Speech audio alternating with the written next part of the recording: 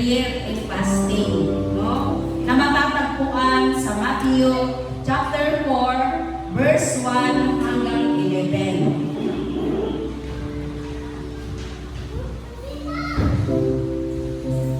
Wala naman pong ibang halimbawa sa prayer and fasting kundi ang ating Panginoon. Amen? Sabi po dito, tayo po muna ay may aawit po ba bago mag-Sunday school? Amen. Ipag-awas na tayo para sa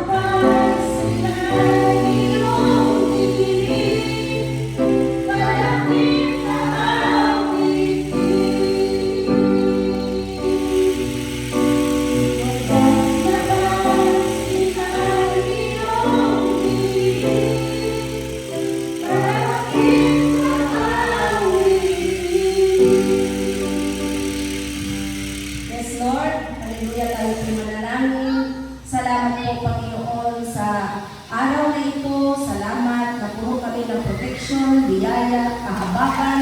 Salamat, Panginoon, sa buong isang linggo. Narito na naman po kami, Panginoon, upang ganapin ang mga gawain mo dito sa lupa. Samahan mo po kami, Ama, sa lahat ng aming pagtayo. Ikaw po ang maitaas, kayo po ang maparalanan. Lord, matanim sa aming isip, sa matabang lupa ng aming puso, ang mga salita mo na bawat aming maririnig. Purihin ka, Panginoon, pasalamatan ka sa pangalan ni Jesus. Amen.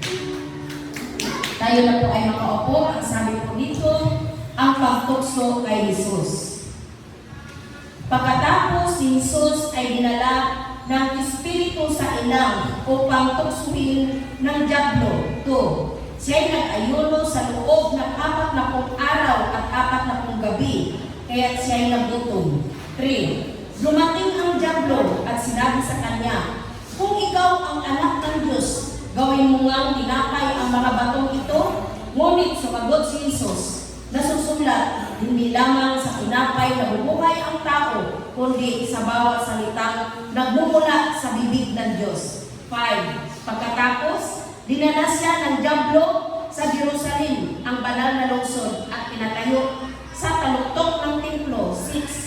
Sinabi nito sa kanya, "Kung ikaw ang anak ng Diyos, magpatihulog ka, sapagkat nasusulat, sa kanyang mga anghel ikay tatagubilin, at sa kanilang mga kamay ikay aalalayan, nang sa mga bato paamoy hindi masaktan." 7. Ngunit sumagot si Jesus, "Nasusulat din naman, huwag mong susubukin ang Panginoon mong Diyos." 8. Pagkatapos, dinala siya ng dyablo sa isang napakataas na bundok at ipinakita sa kanya ang lahat ng kaharian sa daigdig at sa karangyaan ng mga ito. Sinabi ng dyablo sa kanya, "Ibibigay ko sa iyo ang lahat ng ito kung magpapatirapak ka at sasamba sa akin." 10. Kaya sumagot si Jesus, "Lumayas ka, Satanas, sapagkat nasusulat, ang Panginoon mong Diyos ang dapat mong sambahin, at siya lamang ang dapat mong paglingkuran." Pagkatapos, iniwan na siya ng dyablo. Dumating naman ang mga anghel at siya ay pinaglingkuran nila. Amen. Kaya, wala namang ibang halimbawa, no, sa Bible, kundi ang Panginoong Hesus ang siya ang pinaka halimbawa patungkol sa prayer and fasting, no? Bago siya tugisin, bago siya ipinako, di ba? Anong ginawa ng Panginoon? Nag-fasting siya, no? Pumunta siya sa bundok, no? Sa tuktok ng bundok na para mag-fasting. Kaya nga tayo, biblical tayo kapag may fasting, di ba? Pumunta tayo ng prayer mountain, no? Kapag mga corporate na mga prayer, meron namang pagsapang lokal sa simbahan lang, no? Kasi alam niyo po, wala pong simbahan na hindi na lumago na wala sila ginagawa. Mayroon pong pagpapasting ang bawat simbahan. Kung makikita ninyo ang mga simbahan na malalaki, mayroon yan silang mga ginagawa, no? Kaya tayo, maliit pa lang tayo. Kaya practice na natin na magkaroon tayo ng sakripisyo, no? Kung ano po ang mandato na ibinigay sa atin ng Panginoon, ng mga leader sa atin, no? Tayo po ay magpasakop. Kasi sila po ang binigyan ng Panginoon ng mandato para tayo marunong sumunod at makinig. Magpasakop po tayo sa kanila. Amen? Kaya, ang prayer and fasting, alam niyo po, i-share ko lang sa inyo. Ang bait talaga ni Lord. Bago ko po ito itinuro, kasi nga kailan lang ako nasabi ko, parang ako talaga ang Sunday school, at nabasa ko na nasilip ko lang, hindi ko alam kung anong araw yun, basta itong sabi, prayer and fasting. Salamat ka lang sa Lord, bago ko ito i-mensahe. Mula Lunes hanggang Biyernes, nakapag-fasting po ako na hindi ko alam. No? Tuwing gabi. No? Yun lang po ang aking ino-offer sa Panginoon ng pagsakripisyo. No? Kaya, wala namang tukso, walang mag-isa eh. Kaya, mula Lunes hanggang Friday, mayroon po akong inalay na pagpapasting. Kasi maraming dapat ipanalangin. No? Ang dami dapat ipanalangin sa atin. No? Kaya kung hindi natin naiintindihan, bakit tayo nagpapasting, bakit tayo sumunod sa Panginoon, marami tayo dapat ipanalangin. Hindi tayo umupo, kumanta, maglingkod, sumunod, na wala tayong magsasakripisyo. No? Mayroon tayong ginagawa. Kaya sabi ko na, Lord, ibig sabihin, bago ako mag-word sa prayer and fasting, ibig sabihin, ako na pala muna ang unang sumunod. No? Paano ba nagpapasting? Kaya hindi ko yun alam. Sabi ko, accurate talaga ang Lord. Wala ko kabalo. Kailan ko lang nasilip na prayer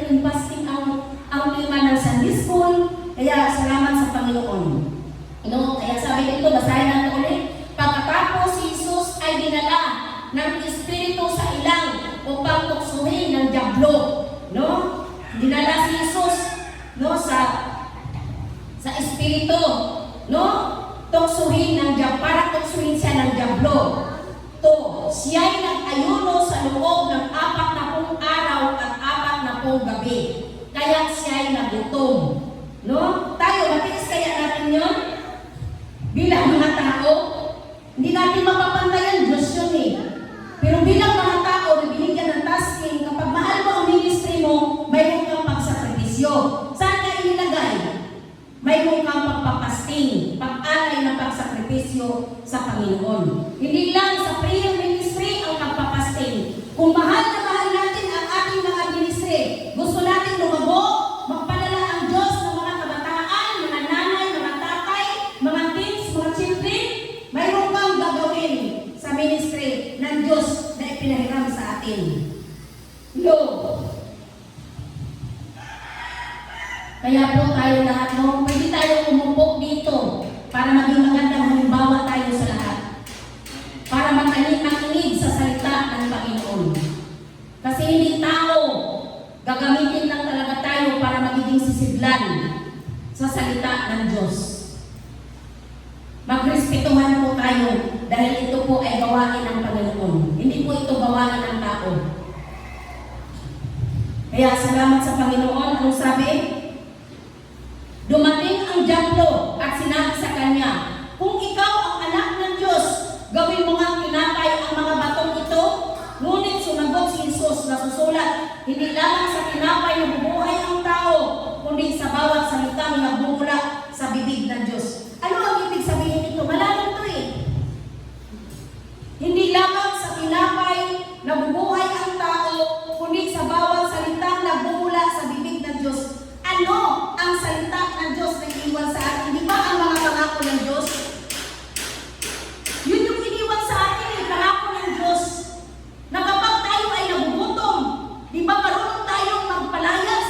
Marunong tayong magpigil sa sarili? I-apply ang bunga ng banal na Espiritu. Kaya sabi ko, di maisip ko talaga nung mula Lunes. Alam mo, parang labay lang, parang iglap lang siya. Sabi ko, natapos ko na pala yun. Kahapon Biyernes ay Sabado na kahapon. Ang break ko kahapon, buyaya ni Lord. Ng hapunan. Kaya malaki talagang bagay, no? Kaya maraming gagawin ang Diyos sa ministry ng GCA Family. Laging biblical yan eh, sinabi ko yan eh. 2 o 3 ang nagkatipon sa kanyang kalagitnaan, ang Diyos ay naroon. Lalo na yung 2 na yan, yung 3 na yan, isang espiritu, nagkakaisa, nagtutulungan, nagsasakripisyo, namumuhay ng nakakalugod sa Panginoon. Walang imposible sa Diyos na ang simbahan niya ay pararamihin niya sa tamang timing ng Diyos. Basta gusto ng Diyos, mayroon tayong gagawin. May pagsakripisyo tayo.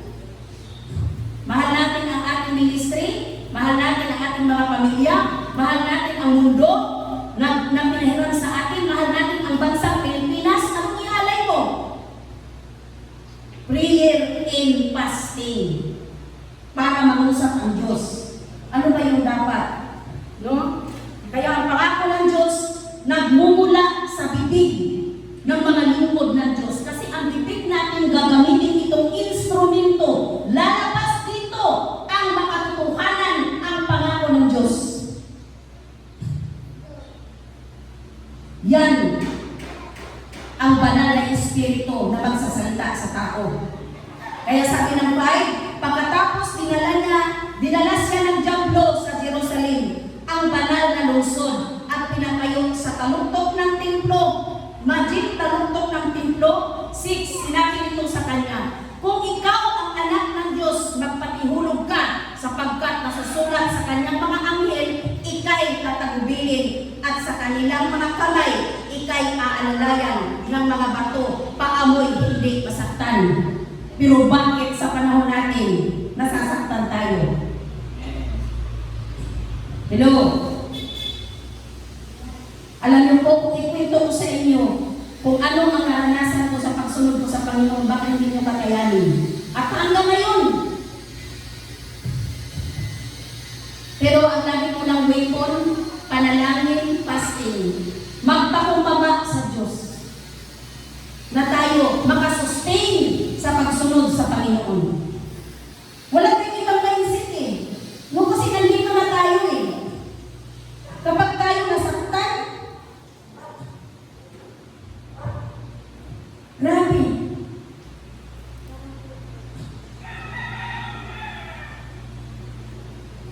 No? Nakaranas ako, maopera ako sa kamay ko, na ang dugo, nagsirit-sirit. Alam niyo, itong kamay ko na ito, hindi ito basta-basta na, yung alam ko, pagka nagtrabaho ng madaling anin sa karami, kasi kailangan mabilis ang kilos. Para may tulong ka, hindi ka na lang magpasok doon sa mag-partner. Ang gagawin ko, ako ang magpatong mag-partner, sila ang magpasok sa loob. Kasi ito, hindi ito basta-basta. Malaki ang binayad ng Diyos dito, sa kamay na to. Alam niyo po, hindi biro. Gusto mong sumunod ng totoo sa Diyos? Nang totoo! Gusto mo bang sumunod sa Diyos ng totoo? Daranas ka ng iba't ibang pagsubok na kailanman gusto ng demonyo na tayo ay pilayan. Ayaw niya na tayo sumunod sa Panginoon. Yan ang labanan. Ang labanan ay hindi pisikal, hindi laman, yan ay espiritu. Kuminsan nga, gagamitin pa yung mga lingkod ng Diyos eh. Hello? Gagamitin ang lahat ng uri sa ibabaw ng lupa para tayo ay hindi makasustain at hindi na tayo maglingkod sa Diyos. Kapag ang anak ng Diyos ay matalino, katulad ng sinabi ng Panginoon, kaya nga si Lord talaga ang pinakamagandang halimbawa eh. Wala nang iba eh. Siya yung nagpapasting ng 40 days. Tayo hindi natin kaya ng Diyos yun eh. Pero sinikap niya na makasunod siya sa kanyang ama. Ang assignment niya, pagbabago niya sa lupa. Tayo, ano ang assignment natin? Gagawa na natin. 5%, 2%, 3%.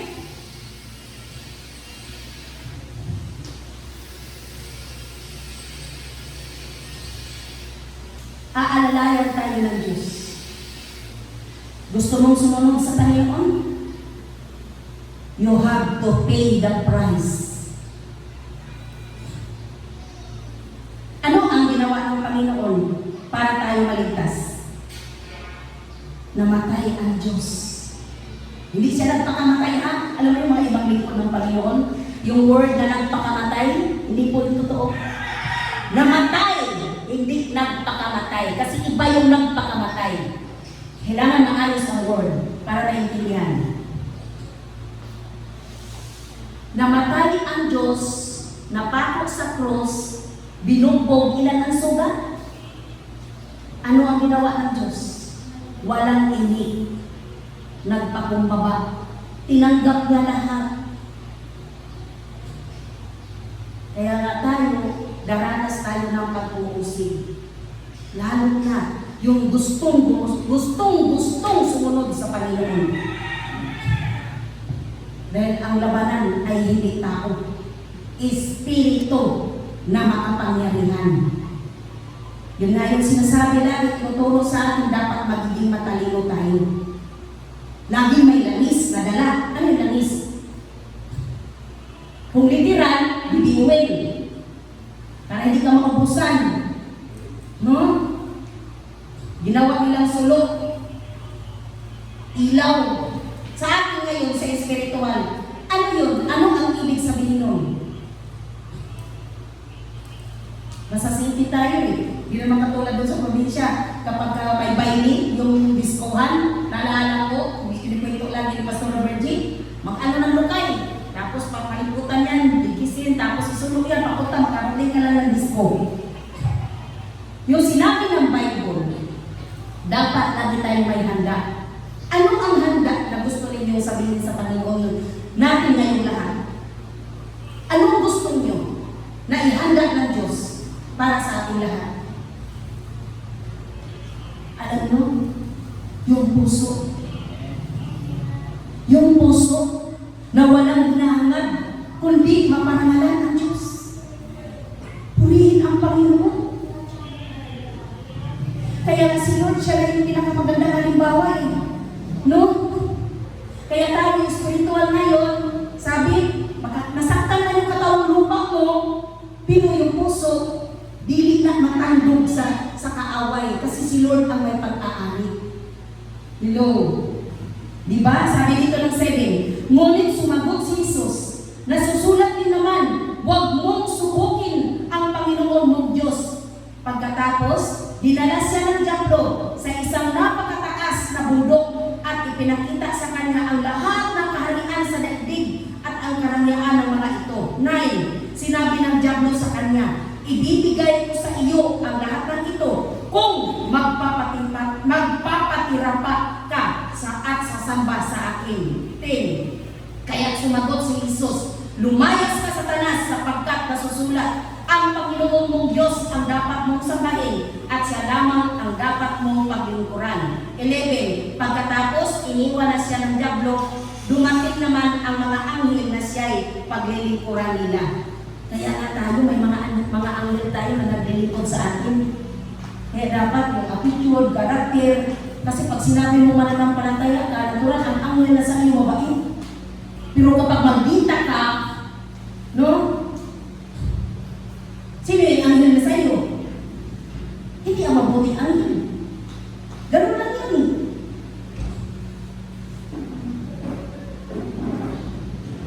Kaya tayo ang bait ng Panginoon, no? Hinuhubog niya tayo para tayo magiging mabuti. Mabuting tao sa lupa. Para hindi niya tayo talagang i-expect ng Panginoon na ito yung anak na to, makakalugod. No? Matutuwa ang Diyos. Purihin po ang Panginoon. Welcome po kapatid. Natuntun mo na ang simbahan. Dati doon lang siya sa tindahan. Amen. Kaya salamat sa Panginoon, no?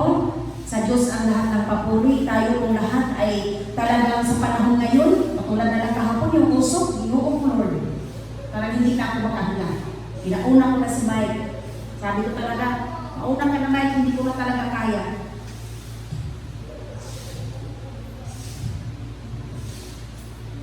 Kailangan lagi may handa.